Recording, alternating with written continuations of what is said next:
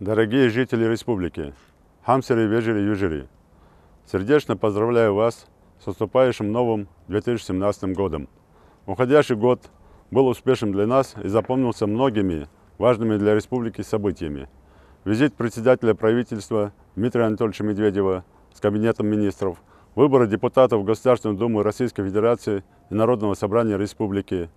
Огромную радость принесла всем нам весть о победе на Олимпийских играх двух наших спортсменов – Хасана Халмурзиева, олимпийского чемпиона, и Зелимхана Картоева, серебряного призера Олимпиады.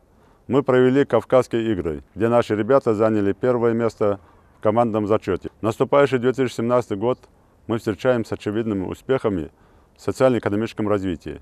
Построенный перинатальный центр, детская клиническая больница, 22 школы и 6 детских садов, дворец спорта, ряд предприятий промышленного производства и многие другие объекты.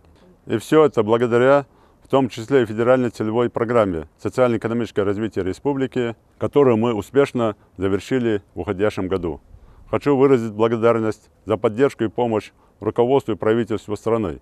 Уверен, что вместе мы сможем решить любые задачи и достигнуть более высоких рубежей во всех делах и начинаниях на благо родной Ингушетии.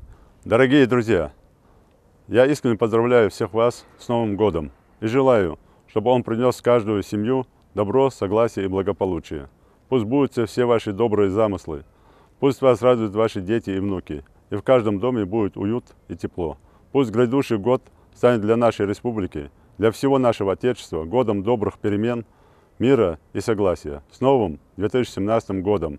Налдяк алдолт кердуши, налбарца болбой, налтехай беркетиевой.